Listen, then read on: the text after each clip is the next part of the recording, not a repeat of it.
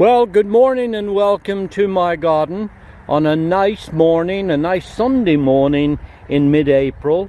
And here I'm going to take you for a quick tour of parts of my garden. I'm in the middle of a couple of fairly busy projects, so I won't be able to spend a whole lot of time, but I wanted to show you a couple of things that are rather special. The first is right here in front of me is my little syringa red pixie. As you see, is loaded with buds, and in about another week or so this plant is going to light up with lots of gorgeous red buds that then open to beautiful fragrant pink flowers. This particular plant, you can find out more about it on this channel. I did a video featuring this Max Peterson hybrid that turned up as a chance seedling in his arboretum in the middle of Nebraska. And one of the amazing quotations I love about this plant, which incidentally has been here now probably about 12-13 years and never missed a bat. This is a really hardy, reliable, great little lilac if you're thinking about planting a lilac that puts on a great performance, never bothered by any pests and diseases, and just a wonderful plant. But anyway, I wanted to say that when I was talking to Max once about it, he said, "David, if it grows here in the middle of cornfields, in the middle of Nebraska, it will grow anywhere," which I think just says a lot about it. And I encourage you to go elsewhere on this channel and then just search for Syringa Red Pixie and you'll get a whole lot more information about it. As you see in our garden here, we really put a lot of effort into trying to establish ground covering plants. We're busy working people. We don't have a whole lot of time to be out in the garden because of things like this.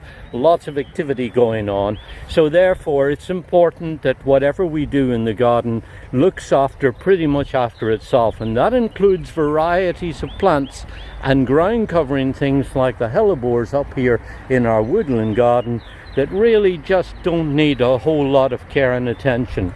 The little muscari here are starting just to come out to flower, and of course the star of the show in this part of the garden at this time of year is the magnolias, the one that they affectionately call one of the girls, the varieties that again is also featured on this channel. If you search, you'll be able to find a video that I did some years ago that really talk about the merits of it, and you can see how magnolias light up the garden in early spring. The little muscari here, the grape hyacinths, I think is interesting. I planted these with an electric drill, an auger on an electric drill, probably about 17-18 years ago.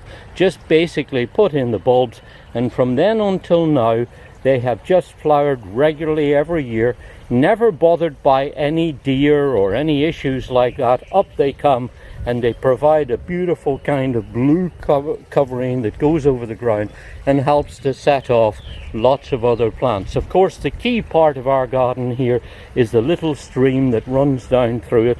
Over the years we've did various things, as you see, to counteract erosion, including lots of walls that help to just stop it from eroding away the bank. And here we also grow quite a few narcissus. I love these little pheasant eye ones here. They flower a bit later than most of the other ones. They again are probably in here 17-18 years, something like that. Never get any attention, and up they come and regularly flower. Then here we're using some of the grasses on the bank. When we set out with the garden, we tried to retain some of the trees so that we would keep natural cover. And then at the end of this path, as we walk through here, you'll see that we have an Hanuki cypress. This is one that we brought with us from a previous garden and transplanted it, and it kind of provides a focal point here at the end of this path.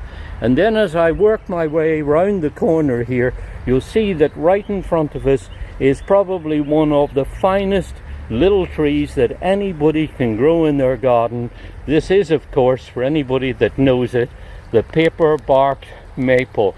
This is Acer griseum that forms a very important part of the landscape It's really hardy, from China originally, stands out at any time of the year, but particularly during the winter time when you see this beautiful peeling mahogany bark. Regrettably, these are not easy to propagate. They don't produce really viable seed that much, and they're really difficult to root from cuttings and graft, so it tends to be a fairly expensive tree and also one that's difficult to get. But it's worth seeking out because of its value. It's really, really important. And then another shot going across the bank on the other side, you'll see how we use drifts of hellebores and also narcissus to kind of brighten up the scene and particularly give a nice brightness to the early spring scene. And over there, where the deer roam freely, it's important that all the plants that are grown over there are ones that the deer don't eat. But my reason for taking the tour today was to show you this. Look at this. This is Magnolia butterflies, a beautiful magnolia that grows about 18-20 foot high, with these gorgeous bright yellow flowers that look so good against the sky. This is one I planted probably about 17 or 18 years ago, and every year, I mean every year, it breaks out with these gorgeous lemon flowers that look a little bit like tulips. Now they, when you get in close to them, have also a nice kind of lemon fragrance that comes from it. And what's remarkable about this is that it was bred by a legend in magnolia world called Phil Savage. Phil dedicated his life to breeding magnolias in Blooming Hills in Michigan, and this is probably the best known and probably the most popular of all of the 30 odd hybrids that he bred and introduced during his lifetime. Regrettably, we lost Phil in 2002, but he left with us the remarkable heritage of this wonderful plant. Now, one thing I'll just say about it, and that is that this is one that when you go to the garden center, you're unlikely to buy it when it's in flower, because it doesn't really start to flower until it becomes an older specimen, and therefore it's one that you're likely to perhaps walk past. But it's important that you remember the name Magnolia butterflies, and if you have a space for it in your garden and you're able to enjoy this really bright, beaming, easy to grow, reliable flowering one, then I would suggest that you definitely make a note of it and see if you can find a place for it in your garden, because over the years when it's been in here, I have done nothing but just admire it year after year. I said reliable flowering, and that's true. This flowers a little bit later than some of the others. You see the plant over there is Magnolia stellata, the star magnolia. Beautiful too, and most years does fine, but then every now and then it will get hit by a frost.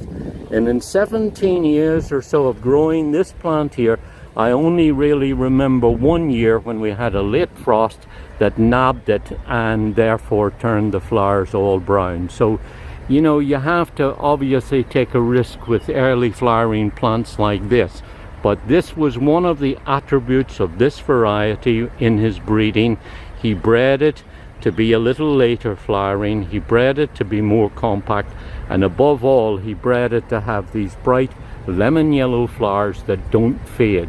And that's what makes this such a spectacular plant, and why I broke off from my gardening work this morning, because I wanted you to be able to see it.